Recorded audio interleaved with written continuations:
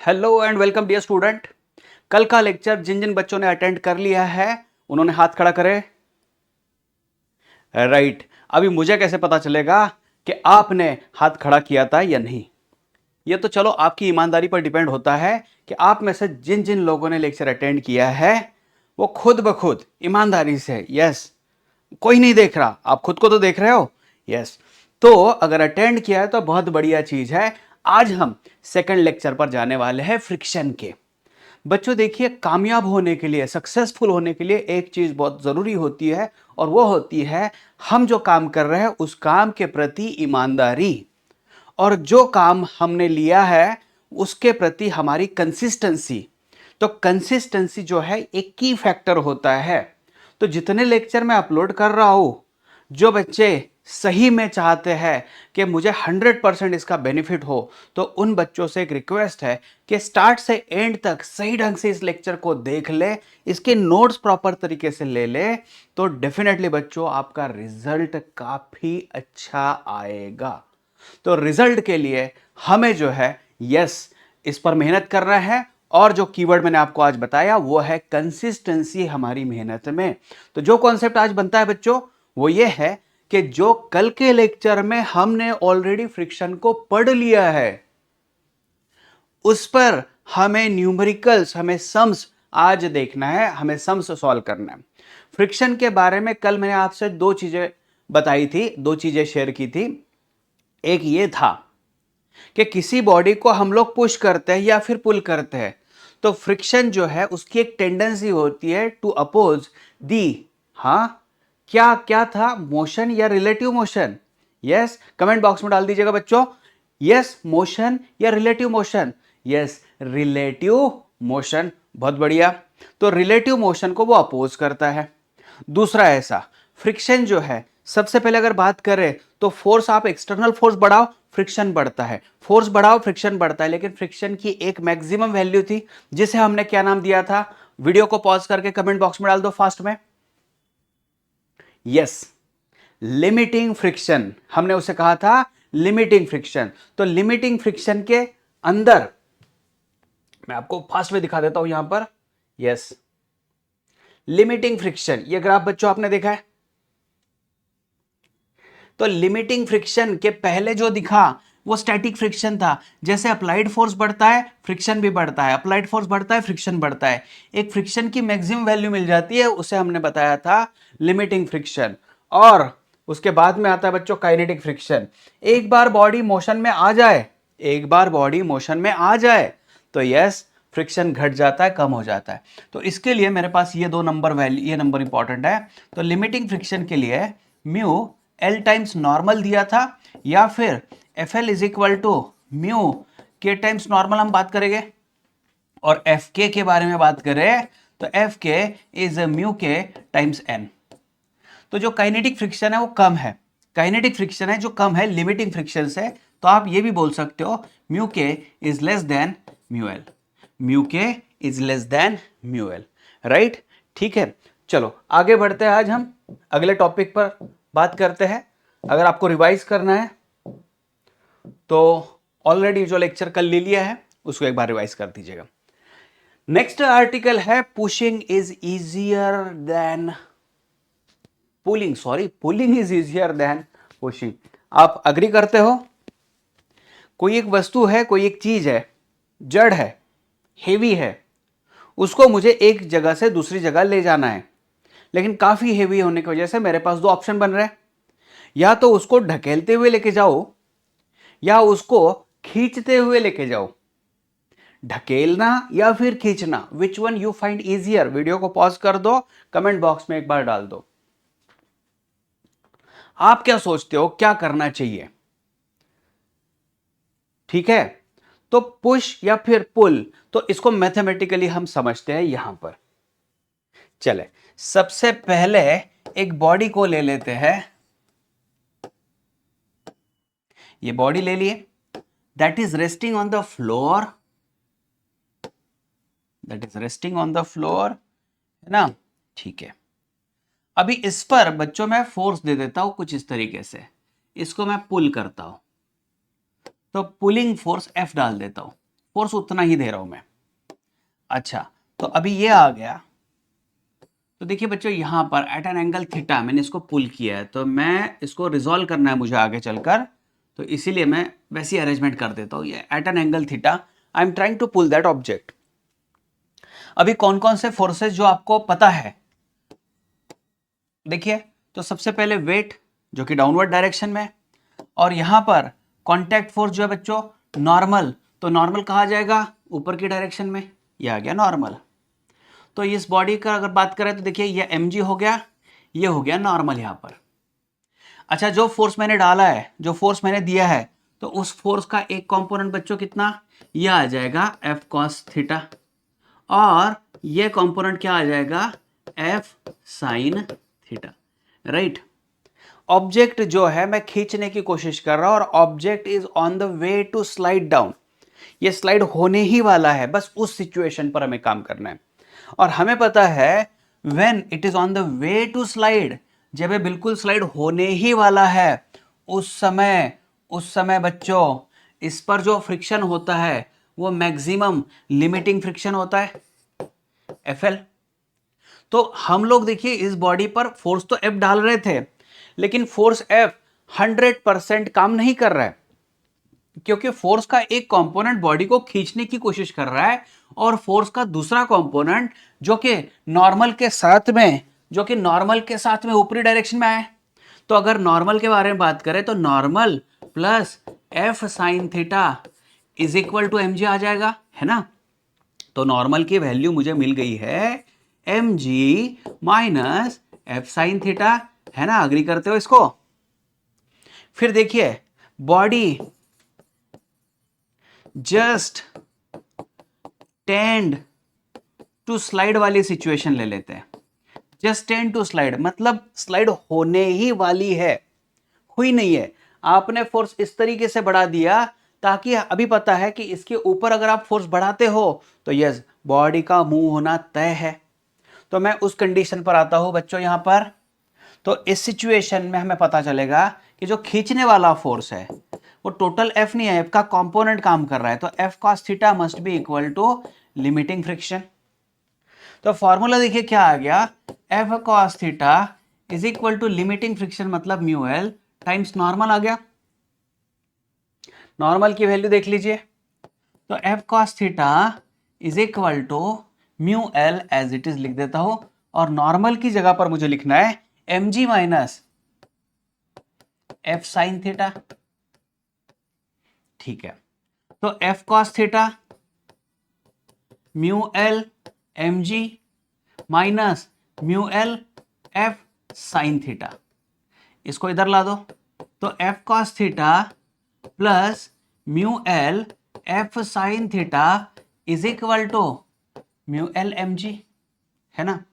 तो F common निकल गया, cos theta plus mu L sin theta is equal to mu limiting M G. तो F की value बच्चों आ गई है यहां पर देखिए mu L M ji divided by cos theta plus mu L sin theta. मुझे इतना फोर्स देना पड़ेगा,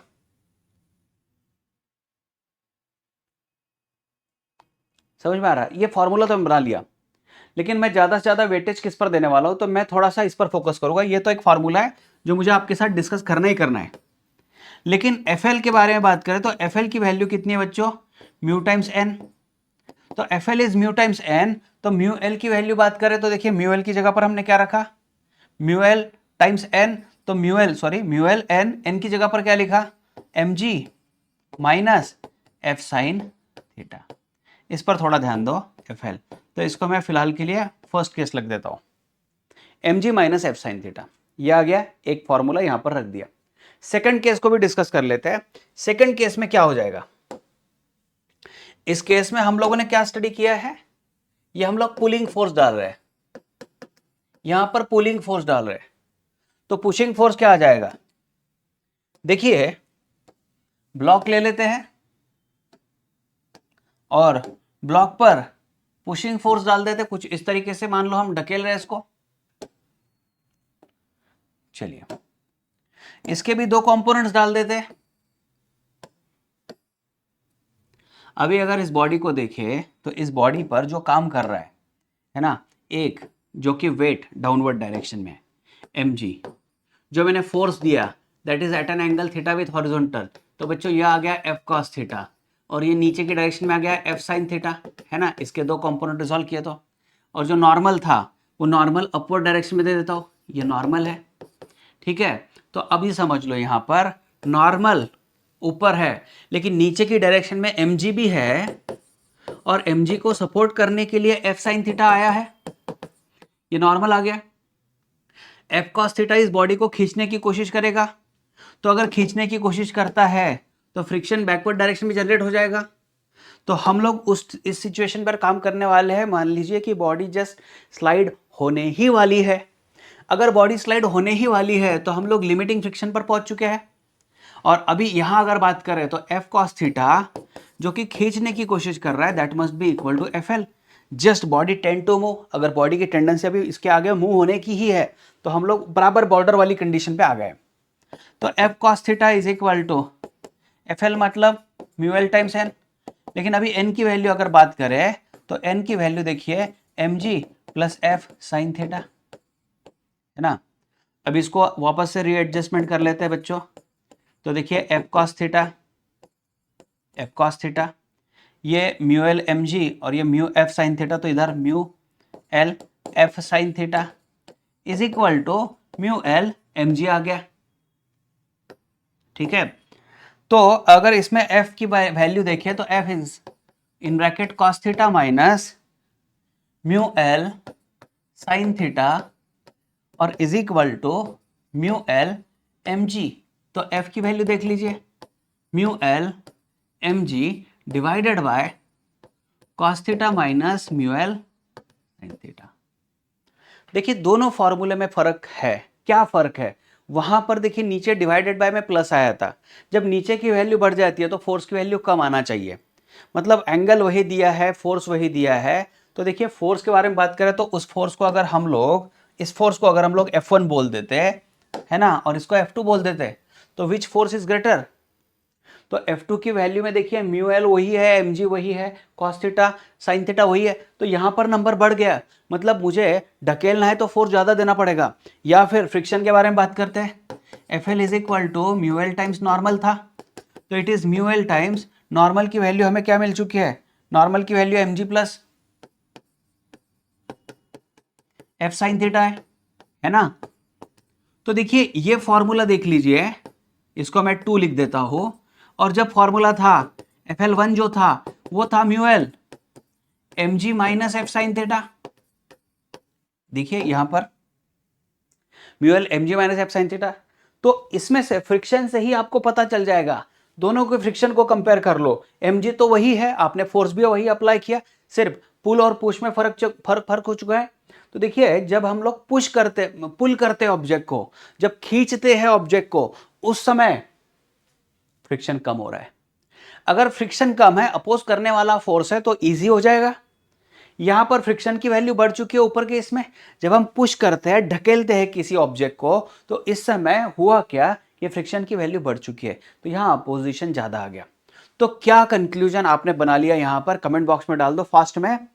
विच one is easier now, to pull और टू पुश?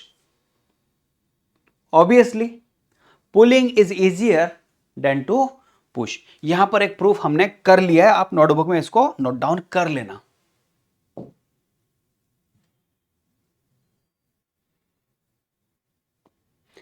चलो अभी आज तो क्वेश्चन ही करने हैं, क्वेश्चन ही काफी सारे करने हैं, तो इस क्वेश्चन पर आ जाते हैं। A body of mass 5 kilogram is placed on a rough horizontal surface. Coefficient of static and kinetic friction are 0.5 and 0.4. तो लिमिटिंग फ्रिक्शन या फिर इसको स्टैटिक बोल दिया गया, ये 0.5 है, और काइनेटिक फ्रिक्शन जो है बच्चों यहां पर 0.4 दे दिया ना। अभी नीचे क्वेश्चन में क्या पूछा गया? Find the value of force of friction. हमें फ्रिक्शन की वैल्यू बतानी है, फ्रिक्शन फोर्स की वैल्यू बताती है। When external applied force horizontal force is 15, 25 and 35। ये तीन चीजों पर काम करना है। चलो सबसे पहले स्टार्ट कर देते हैं। यहां पर when applied force is 15 Newton. देखिए बच्चों, ये सवाल फ्रिक्शन के सॉल्व करने से पहले मैं आपको रिकमेंड कर दूंगा कि आप सबसे पहली स्टेज ये कीजिए कि लिमिटिंग फ्रिक्शन कितना होगा उस पर काम कीजिए। Limiting friction is mu L times normal. क्योंकि ये बॉडी हॉरिजॉन्टल सरफेस पर है तो इस समय इसका जो नॉर्मल होगा, ये नॉर्मल और mg इक्वल होगा। तो आप नॉर्मल की जगह पर mg यूज कर सकते हो। तो एफएल लिमिटिंग फ्रिक्शन या फिर जिसको मैं स्टैटिक फ्रिक्शन बोल रहा हूं वो बच्चों कितना आ गया। यूजुअली मैं लिमिटिंग फ्रिक्शन ही इस्तेमाल करता हूं, एडवांटेज होता है उससे। कितना आएगा तो म्यूएल वैल्यू देख लीजिए 0.5 है। m कितना है बच्चों इसका बॉडी का मास 5 और g को मैं 10 मान के चलता हूं, है ना। तो यह आ गया 25 न्यूटन। यह आ गया 25 न्यूटन। और फिर b, मैं काइनेटिक फ्रिक्शन को काम करता हूं। काइनेटिक फ्रिक्शन इज म्यू के टाइम्स mg, क्योंकि म्यू के टाइम्स नॉर्मल था और नॉर्मल तो कोई बदला नहीं है अभी, यहाँ नॉर्मल तो वही है। तो म्यू के टाइम्स mg, तो बच्चों यह आ गया 0.4 m इंटू जी, तो यह आ गया 20 न्यूटन। ठीक है, जब बॉडी मोशन में आ जाएगी उस समय काइनेटिक फ्रिक्शन कितना हो जाएगा 20 हो जाएगा। लेकिन जब तक वो रेस्ट में है तब फ्रिक्शन की अलग अलग वैल्यू हो सकती है। तो आप इस ग्राफ को याद रखिएगा, कभी भी इस ग्राफ को याद रखिएगा। ये अप्लाइड फोर्स था और यहां पर फ्रिक्शन था। तो हमारा ग्राफ जो था बच्चों कुछ इस तरीके से आया था। यह आपकी लिमिटिंग वैल्यू हो गई है और यह आपकी काइनेटिक वैल्यू हो चुकी है फ्रिक्शन की। यह ग्राफ क्यों याद रखना जरूरी है वो समझ लो। यह हमें बताता है कि फ्रिक्शन की वैल्यू जो है मैक्सिमम इतना बढ़ सकती है। जो आपको नंबर मिल गया 25 न्यूटन, इसका एक मतलब हो रहा है कि फ्रिक्शन की वैल्यू 25 तक खुद को एडजस्ट करने वाली है। इसका मतलब यह नहीं है कि हर समय 25 न्यूटन ही दे। जरूरत के हिसाब से फ्रिक्शन खुद की वैल्यू प्रोवाइड करेगा। लेकिन फ्रिक्शन की लिमिटेशन क्या है, उसकी कैपेबिलिटी के अनुसार अगर बात करें तो फ्रिक्शन ज्यादा से ज्यादा 25 न्यूटन तक बढ़ सकता है। ये स्टेटमेंट अंडरलाइन कर लो, रिपीट समझ लो, सोच लो, ध्यान में रख लो, फिक्स कर लो दिमाग के अंदर। फ्रिक्शन खुद को एडजस्ट करता है, खुद की डायरेक्शन एडजस्ट करता है ताकि बॉडी मूव ना हो पाए। लेकिन फ्रिक्शन के बारे में बात करें तो फ्रिक्शन की ताकत, फ्रिक्शन की कैपेबिलिटी, फ्रिक्शन कितना ज़्यादा से ज़्यादा बढ़ पाएगा, तो फ्रिक्शन की ज़्यादा से ज़्यादा वैल्यू 25 है। कम से कम कितना होगा, 0 होगा। ज़्यादा से ज़्यादा कितना होगा, 25 होगा। और एक बार मोशन में आ जाए तो 20 न्यूटन उसका फिक्स हो गया, है ना। तो अभी समझ लो, सबसे पहला हम 50 न्यूटन पर काम करते हैं। देखिए क्या हो रहा है, बॉडी पर मैंने 15 न्यूटन फोर्स डाल दिया एक्सटर्नल। तो अभी फ्रिक्शन खुद को एडजस्ट करने वाला है। हम अगर बात करें अप्लाइड फोर्स 15 न्यूटन है, तो इस ग्राफ के अनुसार अगर बात करें बच्चों, तो यस, जब हम 15 न्यूटन डालते हैं तो फ्रिक्शन भी 15 न्यूटन ही आएगा, क्योंकि हम लोग लिमिट तक पहुंचे ही नहीं है। तो फ्रिक्शन सोचेगा कि फ्रिक्शन 25 तक बढ़ सकता है, जो अप्लाई किया हुआ 15 न्यूटन फोर्स है, तो फ्रिक्शन की उतनी जरूरत नहीं है। फ्रिक्शन क्या करेगा, इसको मूव करने के लिए, देखिए फोर्स जो 15 न्यूटन आया उसको अपोज करने के लिए फ्रिक्शन, जो कि स्टैटिक फ्रिक्शन में बात करूंगा, इज इक्वल टू आ जाएगा बच्चों 15 न्यूटन। तो पहले वाला तो आंसर क्लियर हो गया। सेकंड क्वेश्चन के बारे में बात करें तो बॉडी पर मैंने 25 न्यूटन डाल दिया है, ये अप्लाइड फोर्स आ गया। तो फ्रिक्शन के बारे में बात करें तो देख लो, यहां पर आपने अप्लाइड फोर्स 25 न्यूटन दे दिया, तो इस समय लिमिटिंग फ्रिक्शन ही आने वाला है काम में। तो लिमिटिंग फ्रिक्शन कितना था, 25 न्यूटन। तो सेकंड क्वेश्चन में आपको फ्रिक्शन कितना मिलने वाला है, yes, maximum friction 25 Newton generate होने वाला है, जो यहां से पता चल गया। आपने अप्लाइड दिया 25, यस फ्रिक्शन भी आया 25। बॉडी इस मकाम पर अभी है कि इसके ऊपर का जो अगर फोर्स आप दे दो तो बॉडी मोशन में आना शुरू हो जाएगी, जो कि थर्ड केस में यहां पर दिख रहा है कि होता है। थर्ड केस में बच्चों देख लीजिए क्या होता है। थर्ड केस में फोर्स जो है 35 न्यूटन का अप्लाई कर दिया। जैसे 35 न्यूटन अप्लाई कर दिया, बॉडी का मोशन फिक्स हो गया, बॉडी मोशन में है। और जब बॉडी मोशन में होती है तो जो फ्रिक्शन काम करता है वो स्टैटिक लिमिटिंग नहीं काम करता है, वो काम करता है कितना, काइनेटिक की तरह काम करता है। तो यहाँ बच्चों पीछे आ गया एफ के, और एफ के की वैल्यू तो फिक्स है यहाँ से आगे, ये आ गया बच्चों 20 न्यूटन। तो इस तरीके से फ्रिक्शन को समझने के लिए ये तीन चीजें इंपॉर्टेंट है, राइट। चलो आगे बढ़ते हैं, और इसको डिटेल में समझाने के लिए मैंने थोड़ा एक एग्जांपल यहां पर कवर करा के लिया है, उसको भी समझ लो, अच्छे सही ढंग से समझ लो बच्चों। तो सबसे पहले जो चीज यहां पर दिया, आपको पढ़ते आया होगा, डिफिकल्टी नहीं आती है तो देख लीजिए। Suppose A block of mass 1 kg placed over A rough surface and horizontal force F is applied, तो हॉरिजॉन्टल फोर्स भी दिया है। Now let us see what are the values of force of friction F and acceleration of block A if the force is gradually increased.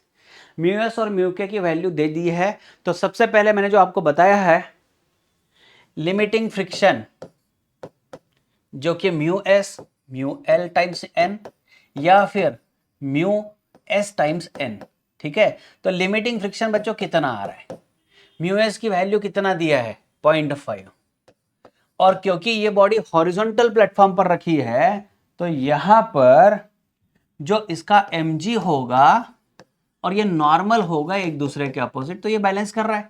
तो आप friction जो है mu times N, तो mu times N, तो normal की जगह पर mg लिख सकते हो। तो बच्चों यह आ गया 0.5, m है 1 और g है 10, तो कितना आ गया 5 न्यूटन। दूसरे पे काम करते हैं, एफ के की वैल्यू कितनी है, एफ के इज म्यू के टाइम्स एन, तो म्यू के कितना है 0.4 है, और एन की वैल्यू है एम जी, तो वापस से वही चीज आ रही है 1 इंटू जी, यहां पर एम जी की जगह पर लिख देता तो 4 न्यूटन। सही बात करें, यहां पर पता चल गया है कि फ्रिक्शन खुद को ज्यादा से ज्यादा एडजस्ट करने वाला है 5 न्यूटन तक, वो उसके ऊपर खुद को एडजस्ट नहीं करने वाला। फ्रिक्शन इसके ऊपर खुद को एडजस्ट करने वाला नहीं है, एक बार बॉडी मोशन में आ जाए तो वो 4 न्यूटन वाला फिक्स पार्ट दे देगा, और जब तक मोशन नहीं होती है तो फ्रिक्शन खुद को एडजस्ट करेगा अप्लाइड फोर्स के हिसाब से, लेकिन वो कहां तक ज्यादा से ज्यादा एडजस्ट करेगा 5 न्यूटन तक एडजस्ट करने वाला है। चलिए सबसे पहले यहां पर बात कर देते हैं। देखिए मैंने यहां पर डायग्राम में डाला है F इक्वल टू 2 न्यूटन, तो अप्लाइड फोर्स बच्चों मैंने डाल दिया 2 न्यूटन, तो फ्रिक्शन कितना आने वाला है, फ्रिक्शन की वैल्यू ज्यादा से ज्यादा 5 न्यूटन तक आती है, तो आप वापस से वही ग्राफ ध्यान में रख लो। फ्रिक्शन ज्यादा से ज्यादा 5 न्यूटन तक आने वाला है, और कम से कम बात करें अगर जब मोशन में आ जाए तो 4 न्यूटन काम करने वाला है एफ के। अगर इस ग्राफ पे बात करूं तो मैं देखिए मैंने अप्लाइड फोर्स दे दिया है 2 न्यूटन, तो अगर 2 न्यूटन दिया है तो फ्रिक्शन खुद को 5 न्यूटन तक एडजस्ट कर सकता है। इसका मतलब ये नहीं है कि 5 न्यूटन दे दे। तो अगर अप्लाइड फोर्स 2 न्यूटन है तो उसको रोकने के लिए फ्रिक्शन खुद को अपोजिट डायरेक्शन में डेवलप कर देगा, और कितना फ्रिक्शन दे देगा, तो इसको कैंसिल कराने के लिए फ्रिक्शन 2 न्यूटन, नेट फोर्स आ गया 0। यहां पर देख लीजिए स्टैटिक फ्रिक्शन के बारे में बात कर रहे हैं, ये जो कर्व है ये स्टैटिक वाली है ना, ये लिमिटिंग है, और ये एफ के वैल्यू चल रही है। अच्छा, रिलेटिव मोशन और टेंडेंसी ऑफ रिलेटिव मोशन है क्या, बॉडी मूवमेंट करने वाली है क्या, नो टेंडेंसी, बॉडी अभी मूव नहीं करने वाली। फिर एक्सेलरेशन बच्चों कितना है, तो एक्सेलरेशन तो ऑब्वियसली 0 आने वाला है। फिर देखिए F is equal to 4 newton, 4 newton में भी वही किस्सा हो रहा है, फ्रिक्शन खुद को एडजस्ट कर लेगा 4 न्यूटन के हिसाब से, है ना। Friction 4 Newton, applied force 4 Newton है तो फ्रिक्शन भी 4 न्यूटन आ गया। फिर देखिए नेट फोर्स 0, वापस से यही स्टैटिक ही चीज चल रही है। फिर नो टेंडेंसी, अभी तक बॉडी मोशन में नहीं आएगी, एक्सेलरेशन बच्चों आ गया 0। फिर देखिए क्या है, मैंने यहां पर दिया force equal to 5 newton. Yes, तो फोर्स 5 न्यूटन। अभी हमें पता है कि फ्रिक्शन की वैल्यू बढ़ते बढ़ते बढ़ते बढ़ते 5 न्यूटन तक बढ़ सकती है। अभी हमें पता चला है कि अप्लाइड फोर्स 5 न्यूटन है, तो फ्रिक्शन भी 5 न्यूटन तक डेवलप हो जाएगा। लेकिन एक्सेलरेशन, नेट फोर्स तो जीरो आ गया, नेट फोर्स जीरो आ गया तो एक्सेलरेशन भी बच्चों जीरो आ गया। लेकिन यहां बात करें, अभी भी स्टैटिक ही चल रहा है, बॉडी मोशन में नहीं आई है, लेकिन बॉडी की टेंडेंसी, यस, यहां पर बॉडी की टेंडेंसी जो है तो टेंडेंसी टू मूव है। यहां एक एक्सट्रीम स्टेज पर हम पहुंच चुके हैं। बस इसके ऊपर अगर बात करें तो बॉडी मूव करने वाली है, एक्चुअल मूव करने वाली है। यहां पर बॉडी की टेंडेंसी जनरेट हो गई है कि बस अभी इसको मूव करना ही करना है, मतलब उस स्टेज पर आ चुकी है कि इसके आगे ये मूव करने वाली है। फिर देखिए नेक्स्ट मैंने दिया है 6 न्यूटन। जैसे ही अप्लाइड फोर्स 6 न्यूटन डाला जाए, जो कि लिमिटिंग फ्रिक्शन के ऊपर है, फ्रिक्शन ने मतलब हाथ झटक दिए, फ्रिक्शन बोल रहा है अभी मैं इसके ऊपर नहीं बढ़ सकता हूं। फ्रिक्शन ज्यादा से ज्यादा 5 न्यूटन तक बढ़ पाता था, तो उसने पूरी खुद के तरफ से कोशिश कर दी कि उसको रोका जाए, ब्लॉक को रोका जाए, लेकिन इसका कैपेबिलिटी अभी खत्म हो गया। जैसे ही एक्सटर्नल फोर्स 6 न्यूटन आ गया, ये बोलता है भैया जा ब्लॉक, निकल जा। जैसे ही ब्लॉक जा रहा है, जैसे ही ब्लॉक जा रहा है तो मोशन चालू हो गया। मोशन चालू हो गया मतलब काइनेटिक फ्रिक्शन चल रहा है, तो काइनेटिक फ्रिक्शन खुद इंट्रोड्यूस हो जाता है। यह आ गया 4 न्यूटन। नेट फोर्स कितना आ गया बच्चों, 6 माइनस 4, 2 न्यूटन। स्टैटिक है कि काइनेटिक है, यह काइनेटिक हो गया। टेंडेंसी टू मूव है क्या, तो एक्चुअल मोशन चल रहा है। यस, बॉडी की मोशन चल रही है, मोशन है। एक्सेलरेशन बच्चों कितना आ गया, तो नेट फोर्स जो है 2 newton divided by mass of body was 1 kilogram, so 2 metre per square second, है ना। फिर देखिए लास्ट में 8 न्यूटन। अप्लाइड फोर्स मान लीजिए 8 न्यूटन, इससे कोई फर्क नहीं पड़ने वाला, बॉडी तो मोशन में है, तो काइनेटिक फ्रिक्शन ही काम करने वाला है, जो कि 4 न्यूटन है। तो डिफरेंस आ जाएगा बच्चों 4 न्यूटन। 8 minus 4, 4 Newton. काइनेटिक है, मोशन में है बॉडी, यस, मोशन में है बॉडी, तो एक्सेलरेशन बच्चों 4 divided by 1 that is equal to 4 metre per square second. ये एक ऐसा सवाल है जिसको आप सही ढंग से नोटबुक में प्रिपेयर करा के रख दो, अंडरस्टैंड कर लो, सही ढंग से उसको रखो नोटबुक में, ताकि क्या हो जाए कि फ्यूचर रेफरेंस के लिए इस क्वेश्चन को समझ लिया तो आपको कई हद तक, है ना, फ्रिक्शन को समझने में हेल्प होगी। आगे के पॉइंट पर जाते हैं। चलिए, बहुत बढ़िया एग्जाम्पल है। ये एग्जाम्पल आपको सॉल्व करके देखना है और कोशिश करना है कि आप वीडियो को पॉज कर दे, एक बार यह क्वेश्चन आपका नोटबुक में सॉल्व हो जाए तो फिर वापस से आपको इसको वीडियो को रिज्यूम करना है। क्वेश्चन जो है यह है, a block of mass 1 kg lies on a horizontal surface of a truck, coefficient of static friction between the block and the surface is 0.6. What is the force of friction on the block if the acceleration of truck is 5 metre per square second.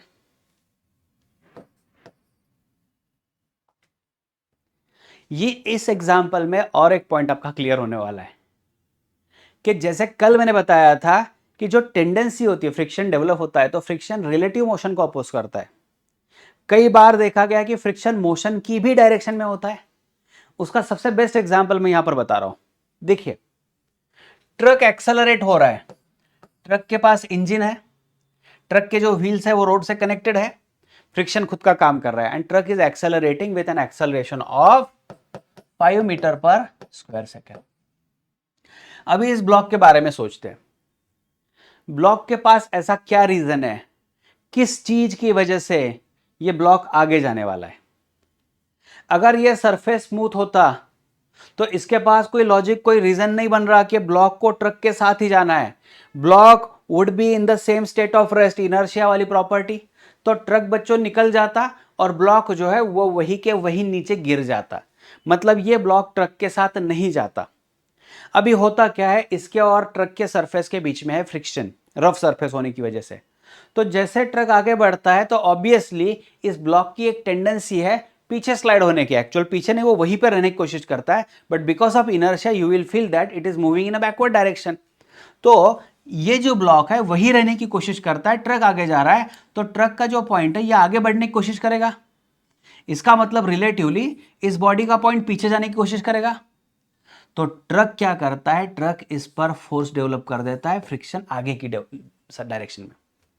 और इस अकेले friction की वजह से ये जो body है ये ट्रक के साथ साथ आगे जाने वाली है। समझ में आ रहा है?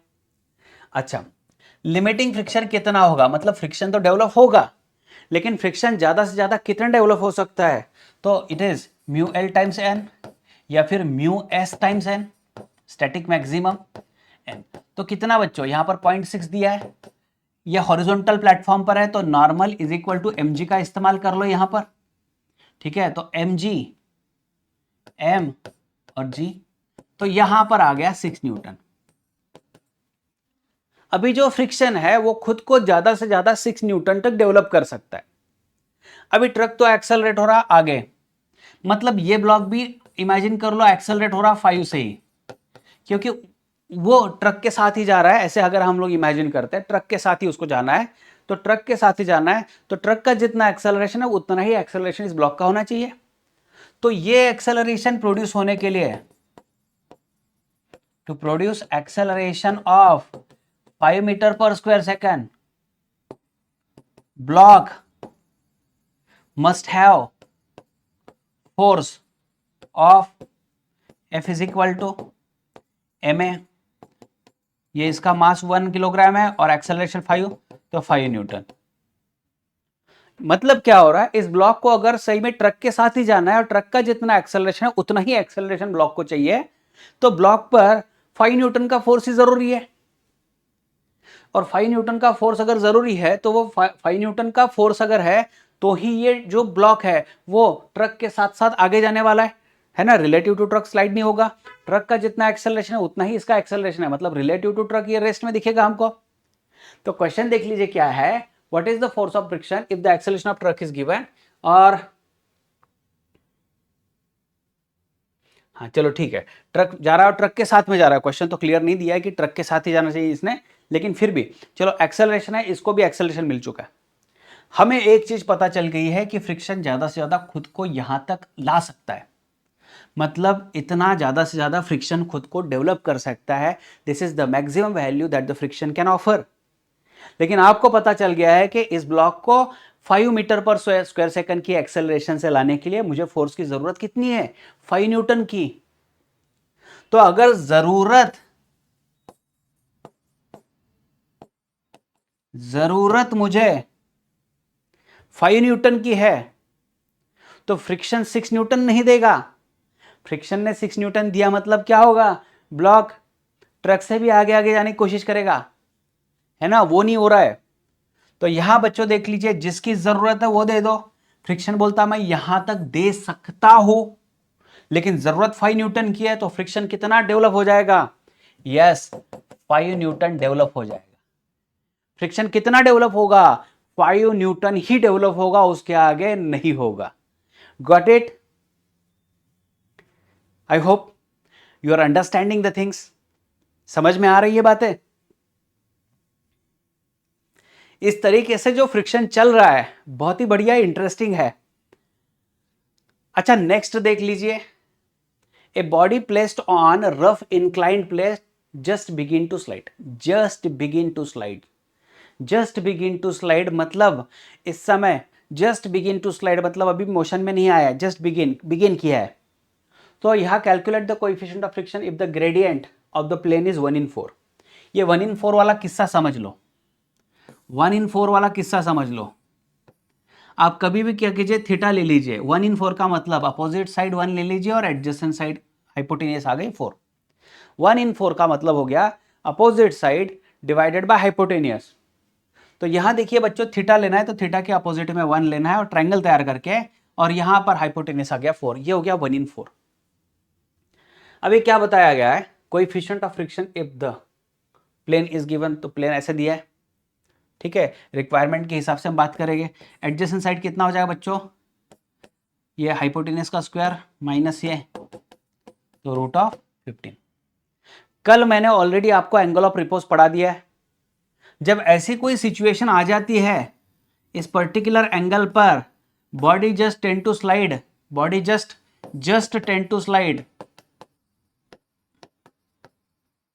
उस समय बच्चों मैंने आपको बताया था ये tan phi must be equal to limiting friction होना चाहिए। तो अभी tan phi equal to limiting friction और क्वेश्चन पूछा गया है calculate the coefficient of friction. ठीक है, तो म्यू एल की वैल्यू tan phi होना चाहिए और tan phi कितना, तो tan phi opposite divided by adjacent, तो यह आ गया 1 डिवाइडेड बाय रूट ऑफ 15। यह आ गया 1 divided by root of 15। Hopefully you understood this one. एक नई चीज समझ में आ गई होगी कि ग्रेडियंट यहाँ पे 1/4 का मतलब कैसे लेना है, राइट? चलो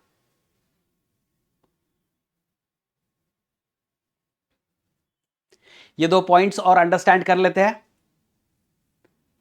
मोशन ऑन इंक्लाइंड प्लेन, ये मोशन की डायरेक्शन मैंने ऑलरेडी यहां पर मेंशन कर दी है ताकि समझ में आए। अभी मान के चलते हैं बॉडी नीचे आ रही है। अगर बॉडी नीचे आ रही है, मोशन नीचे है, नीचे की डायरेक्शन में, तो क्या होगा इस पर के पहले फोर्सेस बच्चों। पहले तो मुझे पता है ये mg, अगर यहां पर मैं थीटा दे देता हूं, mg को रिजॉल्व करना है तो ट्रिग्नोमेट्री वाइज ये थीटा आ जाएगा। ये आ गया बच्चों mg cos थीटा। तो ये कंपोनेंट आ गया है mg sin theta, mg sin theta. और अच्छा, ये बॉडी की मोशन अगर नीचे है तो ऑब्वियसली काइनेटिक फ्रिक्शन ऊपर काम करने वाली है। काइनेटिक फ्रिक्शन कहां पर काम करने वाली है, ऊपर की डायरेक्शन में काम करने वाली है। और यहां देखिए नॉर्मल होगा और ये बॉडी का एक्सेलरेशन होगा इस डायरेक्शन में, क्योंकि बॉडी नीचे स्लाइड हो रही है ना। तो अभी यहां क्या करना है बच्चों, देख लीजिए, अगर बॉडी स्लाइड होती है नीचे तो हमें इक्वल एक्सेलरेशन का देखिए formula, mass into acceleration ma। मैंने आपको ऑलरेडी लॉज ऑफ मोशन में पढ़ाया है, एक्सेलरेशन की डायरेक्शन जो होगी वो पॉजिटिव ले लो। तो बॉडी स्लाइड हो रही है नीचे, मतलब एक्सेलरेशन की डायरेक्शन पॉजिटिव ले लिया, तो mg sin थीटा पॉजिटिव आ जाएगा। तो समेशन ऑफ फोर्स डालना है मुझे, mg sin theta minus fk, क्योंकि काइनेटिक फ्रिक्शन ऊपर की तरफ है, वो अपोज करने की कोशिश करेगा। फिर यहां पर mg sin theta minus fk की जगह पर म्यू के times normal is equal to ma। अच्छा, नॉर्मल कितना बन रहा है, तो यहां देखिए बच्चों, ये नॉर्मल के अपोजिट में mg cos थीटा आया, तो नॉर्मल की जगह पर आप mg cos थीटा लिख सकते हो। तो यह आ गया mg sin theta minus mu के n की जगह पर mg, म्यू के n की जगह पर mg cos theta is equal to ma।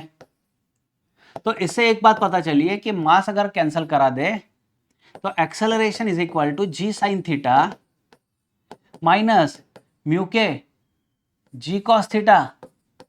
So last में देखिए बच्चों a equal to g in bracket sin theta minus mu K cos theta. ये आपकी एक्सेलरेशन की वैल्यू आ चुकी है, ये आपकी एक्सेलरेशन की वैल्यू आ चुकी है, राइट? अभी नेक्स्ट देख लेते हैं। बॉडी की मोशन ऊपर चालू है, बॉडी मोशन ऊपर कर रही है, तो सबसे पहले फोर्स को देख लेते हैं बच्चों। वापस से वही mg, इसको रिजॉल्व करा दो, ये आ गया mg cos थीटा, ये आ गया mg sin थीटा। और हालांकि बॉडी ऊपर जा रही है, रिलेटिवली प्लैंक पर ऊपर जाने की कोशिश कर रही है, तो बच्चों देखिए यहां पर फ्रिक्शन जो काम करने वाला है, friction will be in this direction. Friction is in opposite direction of motion, relative motion. Block ऊपर स्लाइड हो रहा है, यहां पर नॉर्मल भी डाल देता हूं। ऐसी केस में एक तो चीज पता चल रही है कि किसी ने क्या किया होगा, ब्लॉक को ऑल ऑफ सडन स्लाइड करा दिया होगा ऊपर, तो ये ब्लॉक ऊपर जाते जाते रुकने वाला है। इसकी जो स्पीड होगी,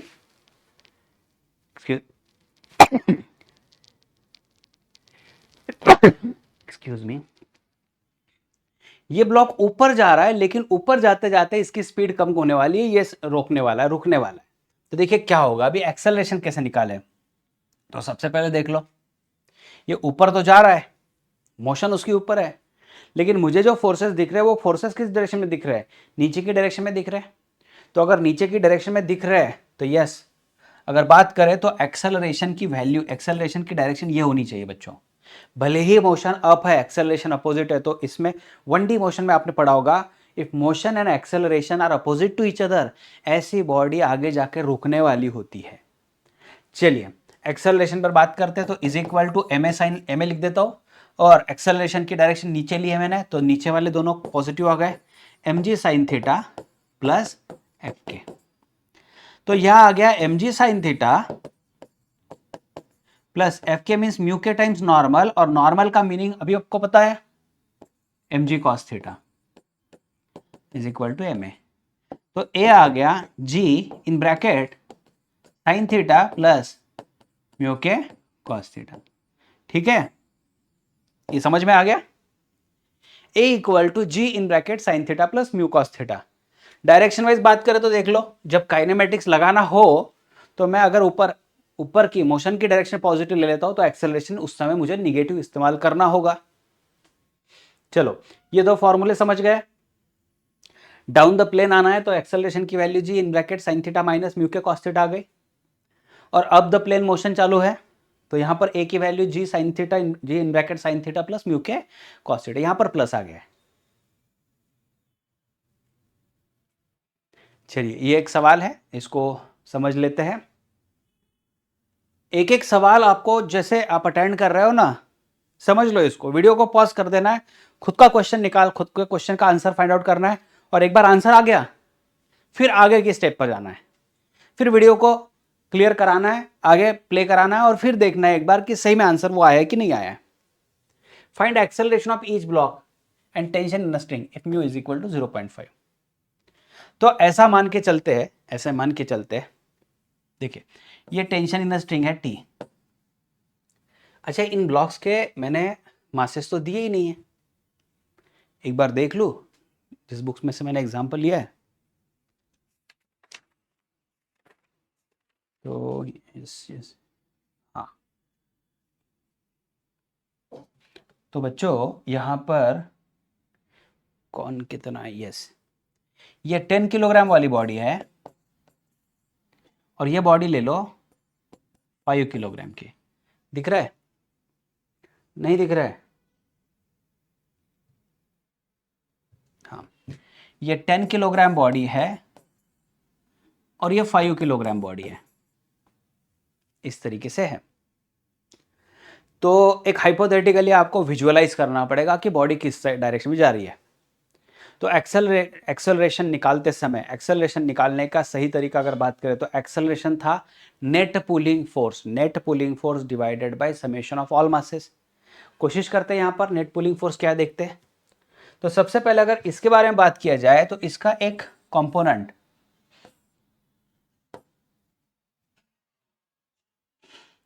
इसका जो एक कंपोनेंट है बच्चों, ये 5G और थीटा भी तो मैंने दिया नहीं है, 37 ले लो, थीटा 37 ले लो। तो 5G साइन 37 इसको नीचे खींच रहा है, और आप इमेजिन करो कि ये ब्लॉक ऊपर जा रहा है, ऊपर एक्सेलरेट हो रहा है, कोई दिक्कत नहीं, ऊपर एक्सेलरेट हो रहा है। यहां पर ये ब्लॉक नीचे एक्सेलरेट हो रहा है। इस ब्लॉक के बारे में बात किया जाए तो यहां पर टेंशन आ जाएगा, और यहां पर बच्चों आ गया 10G। अच्छा, ये ब्लॉक के बारे में बात किया जाए तो यहां पे वापस से टेंशन P है, दिख रहा। ठीक है, तो शुरुआत में इस पर काम करते हैं। अगर मैंने सोचा है कि ये ब्लॉक नीचे आएगा और ये ब्लॉक ऊपर जाएगा, तो इसकी मोशन ऊपर की डायरेक्शन में आ रही है। यहां पर तो स्ट्रिंग भी है, इसलिए वो लॉजिक मत लगाओ कि जो हमने अभी सॉल्व किया है कि बॉडी ऊपर ढकेल दी है, मोशन ऊपर है, और एक्सेलरेशन की डायरेक्शन क्या है। तो उस समय कोई ऊपर वाला फोर्स नहीं था, यहां पर तो एक कॉज है, यहां पर कोई तो है, जैसे टेंशन है जो उसको खींचेगा ही खींचेगा, तो एक्सटर्नल फोर्स दिया है। तो देखिए फ्रिक्शन की डायरेक्शन में यहां पर अपोजिट डायरेक्शन में ले लेता हूं फ्रिक्शन, तो एफ के ले लेते हैं। इन्होंने कुछ नहीं बताया, इसका मतलब यह हो रहा है कि एफ के और एफ एस, लिमिटिंग फ्रिक्शन और काइनेटिक फ्रिक्शन, दोनों को आपने सेम ही तरीके से इमेजिन करके चलना है। तो देखिए एक्सेलरेशन का एक जो फॉर्मूला था बच्चों, net pulling force divide by summation of masses. ये कब मैंने लिया है? ये लॉज ऑफ मोशन में मैंने आपसे करवा लिया है। तो जो बच्चे अगर ऑल ऑफ सडन इस लेक्चर पर आए हैं तो उन्होंने इसी सीरीज में, प्रज्ञान सीरीज में, जो प्रज्ञान बैच मैंने दिया है उसमें ही लॉज ऑफ मोशन से रिलेटेड कॉन्सेप्ट है, जो पुली से रिलेटेड है, वो एक बार कवर करा ले। अभी नेट पुलिंग फोर्स में देखें तो ये ब्लॉक की कोशिश है कि नीचे खींचने की, मतलब 10G काम कर रहा है, माइनस इस ब्लॉक पर आज तक कैसे था, स्मूथ सरफेस था, तो 5G sin 37 ही काम कर रहा था, लेकिन इसके साथ फ्रिक्शन ऐड हो गया, तो ब्रैकेट में दे देता हूं 5G sin 37 और प्लस एफ के भी काम कर रहा है, divided by summation of masses, तो दो ही ब्लॉक है मेरे पास, 5 किलोग्राम और 10 किलोग्राम वाले, इज इक्वल टू, तो 10G मतलब 100 माइनस 5G मतलब 50 और sine 37 3 divided by 5 plus F K की वैल्यू ले लेते हैं, तो एफ के कितना, तो यहां पर ले लेते हैं बच्चों, एफ के इज इक्वल टू म्यू के टाइम्स एन। आप बोल रहे हो कि सिर्फ म्यू दिया है, तो म्यू दिया है तो ये इस समय दिया जाता है, जैसे क्वेश्चन पूछने वाला लिस्ट बॉर्डर्ड है कि काइनेटिक चल रहा है स्टैटिक चल रहा है, उनको सिर्फ यह होता है कि म्यू की वैल्यू दोनों के लिए बराबर ले लो, माइनर डिफरेंस शायद होगा उसमें, इसलिए उन्होंने दोनों के लिए एक ही नंबर दे दिया। तो म्यू के वैल्यू बच्चों 0.5, एन कितना, तो एन के लिए इस ब्लॉक को देख लो आप, ये ब्लॉक ऐसे था, और यहां पर बच्चों देख लीजिए 5G cos 37, और ये जो है ये नॉर्मल है ना, तो नॉर्मल के लिए यहां पर सपोर्ट मिल चुका है किसको, किसका, तो mg cos 37 का, तो ये आ गया बच्चों 0.5, मास कितना है ब्लॉक का 5 किलोग्राम, जी मैं दे देता हूं 10, और ये आ गया 4/5, cos 37 4/5। जिनको अभी तक तकलीफ है इसमें, तो उन्होंने ये ट्रायंगल को वापस से समझ लो, अगर ये 37 है तो अपोजिट साइड 3 हो जाएगी, ये साइड 4 हो जाएगी, ये 90 है, ये 53 डिग्री हो जाता है, और यहाँ पर ये 5 आ जाता है। ये ट्रायंगल को समझ लो, ये ट्रायंगल को रट लो, समझ लो, ये तो स्कूल सेक्शन में हुआ होता है। तो cos 37 मतलब एडजेसेंट बाय हाइपोटेनियस है ना, 4/5, तो कितना, ये 5 कैंसिल हो गया, तो ये बच्चों आ गया है ना 20 न्यूटन, एफ क्या आ गया 20। तो मैं यहां पर अभी डायरेक्ट ही नंबर ले देता हूं ना, क्यों बढ़ाना है इसको, 20 न्यूटन डिवाइडेड बाय ये आ गया बच्चों 15, तो वापस से देखिए ये 10 100 माइनस कितना आ गया 10 है ना, 10 और 3 30 प्लस 20 और डिवाइडेड बाय यहाँ पर आ गया 15, तो 100 minus 50 divide by 15, 10/3 that is 3.33 metre per square second. यह आ गया एक्सेलरेशन। टेंशन कितना है, तो टेंशन निकालने के लिए आप किसी एक को ले लो, तो मैं बोलूँगा सिंप्लीफाइड कौन है, तो मुझे सिंप्लीफाइड जो है ये डायग्राम दिख रही है, सिंप्लीफाइड है, क्यों सिंप्लीफाइड है समझ लो, उसमें ज़्यादा कॉम्प्लिकेशन नहीं है, मुझे एक दिख रहा है कि ये 10 किलोग्राम वाली बॉडी है, इस पर टेंशन ऊपर निकल रहा है, और इसका जो वेट होगा 10G ये नीचे है, और फिर भी ये सिस्टम एक्सेलरेट हो रही है नीचे, तो सबसे आसान तरीका क्या है, एक्सेलरेशन की डायरेक्शन पॉजिटिव, तो मुझे दिख रहा है 10G minus that tension is equal to ma है ना, तो T इज इक्वल टू आ गया 10G माइनस 10a, तो 10 in bracket G minus a की जगह पर कितना लिखना है, तो 3.33 लिख लो या फिर 10/3 ले लो, है ना, चलिए कोई बात नहीं 10/3 लेता हूं, क्योंकि 10 मैंने ऑलरेडी कॉमन निकाल चुका है, तो G माइनस है ना, तो G की वैल्यू 10 है, माइनस 10/3 आ गया, कितना आ गया 10 इंटू 30 माइनस 20/3 आ गया, तो यह आ गया सॉरी 200 डिवाइडेड बाय 3 न्यूटन। ये दो आंसर मिल चुके हैं, तो आप एक बार कंफर्म करा लो, हम भी कंफर्म करा लेते हैं, यस एक्सेलरेशन 10/3 मिल चुका है, करेक्ट है, और टेंशन 200 डिवाइडेड बाय 3 न्यूटन मिल चुका है, ये करेक्ट वैल्यू आ गई है।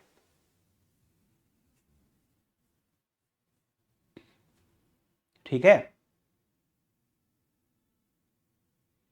कंफर्म हो गया बच्चों, बढ़िया।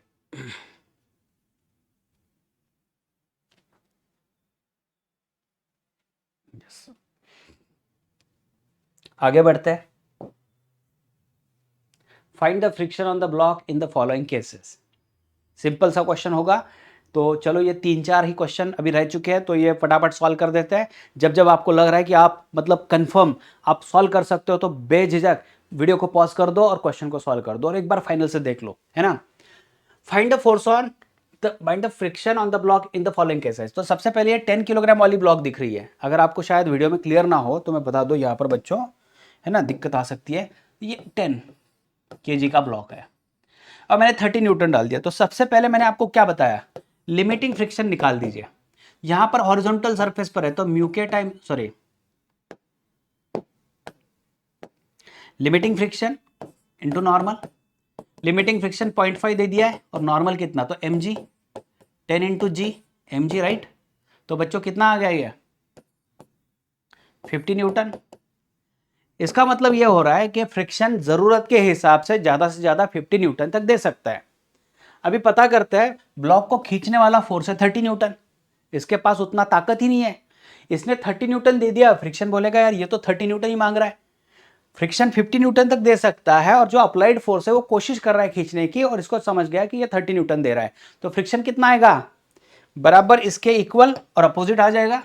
यस, तो फ्रिक्शन भी बच्चों आ गया 30 न्यूटन, ये स्टैटिक फ्रिक्शन आ गया।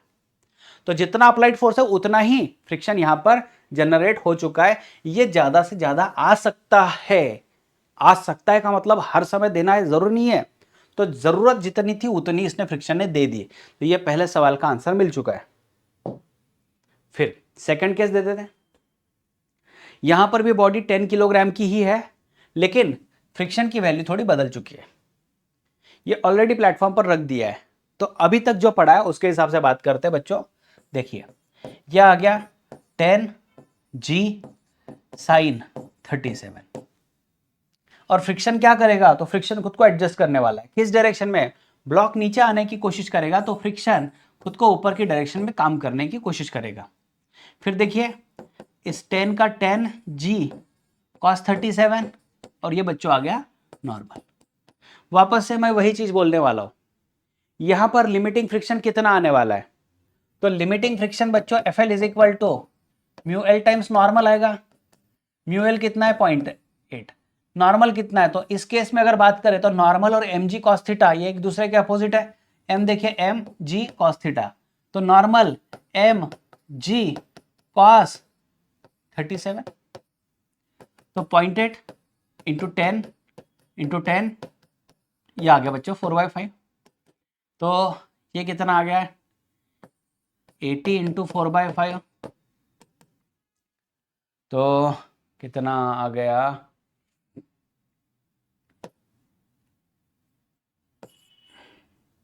16 इंटू 4, ये 64 न्यूटन तक दे सकता है। 64 न्यूटन तक दे सकता है ना, करेक्ट है।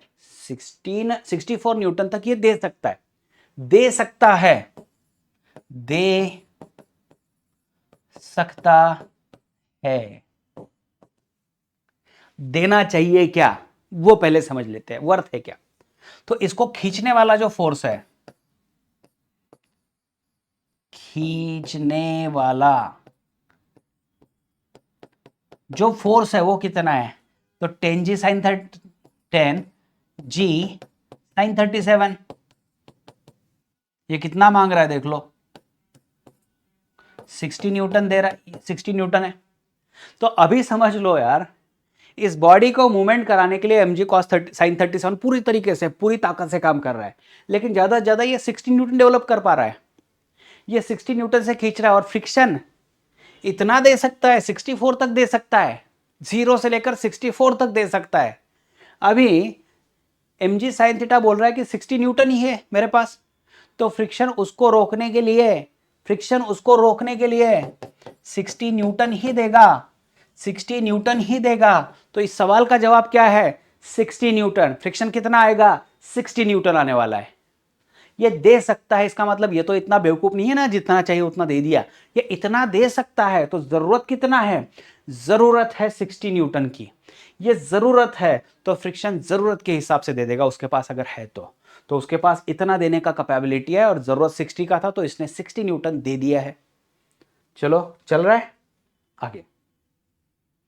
इसमें क्या करते हैं, इसमें दो केसेस डाला है बच्चों, m इक्वल टू 0.1 kg और m equal to 1 kg।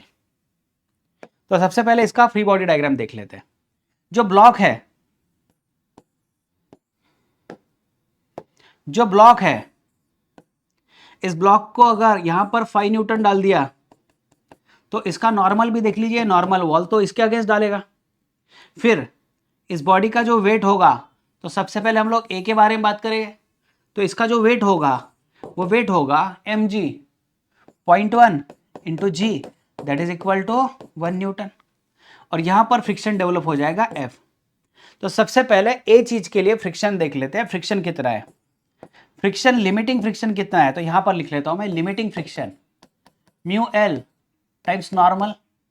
Mu L कितना बच्चों, 0.5। नॉर्मल कितना है, तो देखिए 5 न्यूटन ही डाला है, तो 5 न्यूटन के इक्वल अपोजिट, तो यहां पर आ गया 5। 2.5 न्यूटन, मतलब लिमिटिंग फ्रिक्शन खुद को 2.5 तक बढ़ा सकता है, 2.5 तक बढ़ा सकता है। अभी देखिए इस समय देखा जाए तो वेट उसको नीचे खींच रहा है, तो वेट नीचे खींच रहा है, तो आपको समझना चाहिए ब्लॉक नीचे क्यों आएगा, तो एक अकेले वेट की वजह से वो नीचे आने वाला है। लेकिन वेट जो है वह 1 न्यूटन है, तो 1 न्यूटन की जरूरत है और ये दे सकता है, इतना दे सकता है। और आपको पता है कितना देना चाहिए, इसने कितना फोर्स देना चाहिए, अभी जितना जरूरी है, इतना जरूरी है। ये 2.5 दे सकता है, लेकिन आपको पता है कितना देना चाहिए। ये दे सकता है तो सारा दे दे, नहीं, ये कितना दे सकता है, तो 2.5 न्यूटन दे सकता है। और कितना जरूरी है, 1 न्यूटन जरूरी है, तो कितना देना चाहिए, 1 न्यूटन ही देना चाहिए अपवर्ड डायरेक्शन में। समझ में आ गया। चलो नेक्स्ट देख लीजिए बच्चों, सेकंड केस में m अगर 1 किलोग्राम है तो क्या होगा, वापस से ब्लॉक, ये 5 न्यूटन इस डायरेक्शन में, तो वॉल इस पर नॉर्मल डाल देगा, नॉर्मल उतना ही आ रहा है, तो नॉर्मल 5 न्यूटन के हिसाब से ही आ रहा है। अच्छा ये n में कंफ्यूजन ना हो जाए, n फॉर नॉर्मल, ये n फॉर न्यूटन, ये इसमें थोड़ी दिक्कत आ सकती है बच्चों। देखिए ये न्यूटन यूनिट है और ये नॉर्मल है, ये इसमें थोड़ी गड़बड़ हो जाती है कई बार, कई बच्चे तो थोड़े बहुत पेशेंस है, मतलब बहुत ही क्लियरली आपको देखकर इसको समझना पड़ेगा। 5 न्यूटन, न्यूटन का यूनिट तो n है, तो नॉर्मल जो है, ये नॉर्मल यहाँ पर n ही दिखा रहा हूं मैं फिलहाल तो। चलिए, तो ये नॉर्मल फोर्स जो है ये 5 न्यूटन आ रहा है, ये नॉर्मल फोर्स 5 न्यूटन आ रहा है। अच्छा mg कितना आ रहा है बच्चों,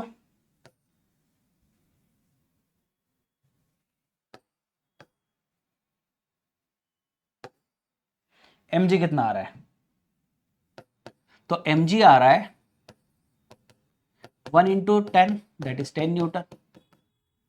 अभी दिक्कत क्या होगी देख लो, फ्रिक्शन जो है, फ्रिक्शन मैं सेंटर से दिखा रहा हूं, एक्चुअली इधर जाना चाहिए था, ठीक है।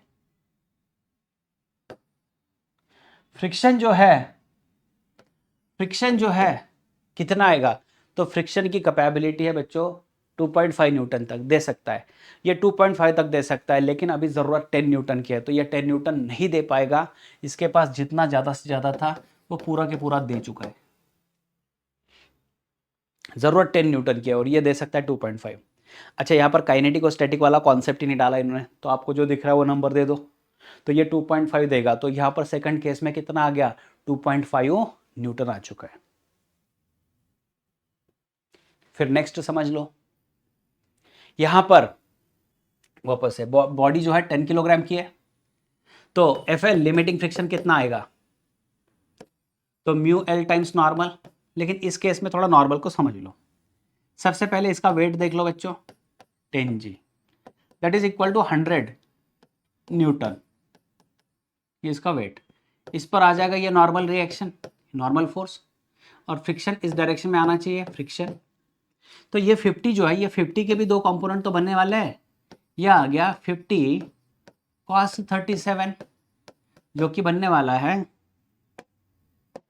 ये आ गया बच्चों 50 cos 37, है ना, 50 cos 37 मतलब 50, दो बार cos लिख दिया मैंने शायद यहाँ पर, है ना, 50 cos 37, तो cos 37 कितना बन रहा है, cos 37 4/5, तो ये आ गया बच्चों 40 न्यूटन खींचने वाला फोर्स। ऊपर की डायरेक्शन में बात करें तो 50 sin 37, तो 50 इंटू 3/5, तो ये आ गया बच्चों 30 न्यूटन। ठीक है, तो अभी देखिए n ऊपर के डायरेक्शन में प्लस n की डायरेक्शन में आ गया 30 newton is equal to mg कितना है 100 न्यूटन।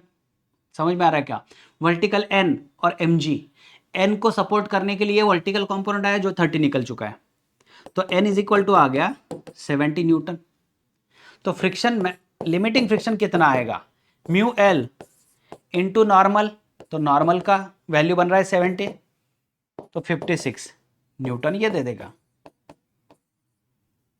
ठीक है, 56 न्यूटन ये दे देगा। तो 56 न्यूटन ये दे सकता है, सॉरी 56 न्यूटन ये दे सकता है। अभी इसके बारे में सोचो, ये जो ब्लॉक मुझे दिख रहा है ये फोर्स भले ही मैंने 50 न्यूटन डाला लेकिन खींचने वाला 40 न्यूटन है। खींचने वाला जो फोर्स है वो 40 न्यूटन है। फ्रिक्शन इतना दे सकता है, देगा नहीं देगा। जरूरत 40 की थी, ये 40 दे दिया, इसने इसको कैंसिल करवा दिया। तो फ्रिक्शन 56 दे सकता था लेकिन खींचने वाला 40 न्यूटन है, तो ज्यादा से ज्यादा ये 40 न्यूटन ही खुद में डेवलप करा के देने वाला है। चलो समझ में आ रहा होगा बच्चों ये सब? चलो बढ़िया। मैं 2 क्वेश्चन आपको होमवर्क के लिए दे रहा हूं। ये क्वेश्चन है, ये क्वेश्चन घर में करके देखना है आपको। और एक आगे क्वेश्चन है कि किस तरीके से फोर्स बढ़ता है तो आप फ्रिक्शन की वैल्यू निकाल सकते हो। ये 2 असाइनमेंट है आपके लिए, 2 असाइनमेंट्स आपको कवर करना है, क्लियर करना है। फिर ये लास्ट में एक क्वेश्चन करा लेते हैं। ये एक ऐसा सिस्टम है जहां पर mu is the coefficient of friction between board and the floor. तो बोर्ड एंड द फ्लोर इनके बीच में कोएफिशिएंट ऑफ फ्रिक्शन म्यू है। Find the maximum force that man can exert on the rope so that board does not slip on the floor. Board ने आगे नहीं जाना चाहिए। देखिए कैसा हुआ है, कैसा किया है, यहां पर एक स्ट्रिंग डाला है तो स्ट्रिंग में इसने टेंशन बना लिया टी। यही रोप इधर से इधर आ रहा है तो ये टेंशन टी। समझ में आ रहा है? तो टेंशन टी। अगर बात करें यहां पर बच्चों, ये बोर्ड और प्लेटफॉर्म के बीच का है ना, इसके बीच का जो कोएफिशिएंट ऑफ फ्रिक्शन था म्यू था, तो यहां पर एक फ्रिक्शन डेवलप हो जाए। कोएफिशिएंट ऑफ फ्रिक्शन म्यू है तो फ्रिक्शन की वैल्यू म्यू टाइम्स नॉर्मल आने वाली है यहां पर। क्योंकि ये ब्लॉक स्लाइड नहीं होना चाहिए तो इसका मतलब ये हो रहा है कि ये टेंशन और ये लिमिटिंग फ्रिक्शन सेम होना चाहिए, क्योंकि ये लिमिटिंग फ्रिक्शन ही होना चाहिए। कैसे बताया गया है, maximum force the man can exert on the rope so that boat does not slip. Minimum का तो 0 जरूरत ही नहीं था, तो मैक्सिमम के लिए ऐसे हो रहा है वो फोर्स बढ़ा रहा है, और फोर्स बढ़ाने की वजह से क्या हो रहा है कि फ्रिक्शन भी बढ़ रहा है, और फ्रिक्शन ज्यादा से ज्यादा आ गया म्यू लिमिटिंग टाइम्स नॉर्मल। अच्छा नॉर्मल है कितना, तो देख लीजिए बच्चों, इसमें इस बोर्ड का मास नहीं दिया है, एक बार देख लेता हूं मैं, सॉरी यस। इस बोर्ड का जो मास है बच्चों स्मॉल m दिया है और इसका मास जो है वो कैपिटल M दिया है। तो देखिए क्या होगा, इस ग्राउंड पर अगर बात करें तो ग्राउंड पर इसका वेट और ये वेट, ये दोनों काम कर रहे हैं, है ना, और यहां पर ये नॉर्मल रिएक्शन भी काम कर रहा है, क्योंकि ग्राउंड जो होगा वो नॉर्मल रिएक्शन भी देगा। अभी अगर देखें तो ऊपर की डायरेक्शन में नॉर्मल दिख रहा है प्लस टेंशन दिख रहा है, and it is balancing mg plus small mg। ये समझ में आया क्या? देख लो एक बार, क्योंकि ये रस्सी खींच रहा है तो ये टेंशन आ गया, इसका खुद का वेट नीचे है, प्लेटफॉर्म का वेट नीचे है, ये दोनों सरफेस पर है रेस्टिंग, तो ये सरफेस के बारे में बात करना है, तो सरफेस उस पर नॉर्मल भी तो देने वाला है, तो ये सरफेस ने नॉर्मल दे दिया, तो नॉर्मल और टेंशन एक डायरेक्शन में आ रहा है। तो देखिए बच्चों n plus T is equal to m plus small m into g. जरूरत है तो हम n की वैल्यू लिखने वाले n equal to m plus small m into G minus tension. और देखिए हॉरिजॉन्टल से क्या पता चलेगा, ये हॉरिजॉन्टल जो चीज दिख रही है इसमें से दिख रहा है कि प्लेटफॉर्म पर टेंशन तो T है और लिमिटिंग फ्रिक्शन FL आना चाहिए, ये रुका हुआ है, तो therefore T must be equal to FL। T की वैल्यू कितनी आना चाहिए? FL आना चाहिए। ठीक है, T की वैल्यू FL आना चाहिए। तो एफ एल की वैल्यू होती है mu L times normal, right. T का T is equal to f l और एफ एल का मतलब म्यू एल टाइम्स एन, तो T is equal to mu L, n की जगह पर मैं लिख देता हूँ m plus small m g और माइनस टी। देखिए T is equal to mu L m plus M G minus mu l into T, mu l को इधर ला दो, तो म्यू एल प्लस 1 और T is equal to mu L m plus small m into g. तो T आ गया बच्चों mu L m plus small m ji divided by mu limiting plus 1। ये HCV में क्वेश्चन है, तो एक बार देख लीजिएगा, mu M plus M G divided by 1 plus mu. चलिए यहाँ तक ठीक है, अगले लेक्चर में हम लोग कल मिलने वाले हैं। Thank you very much.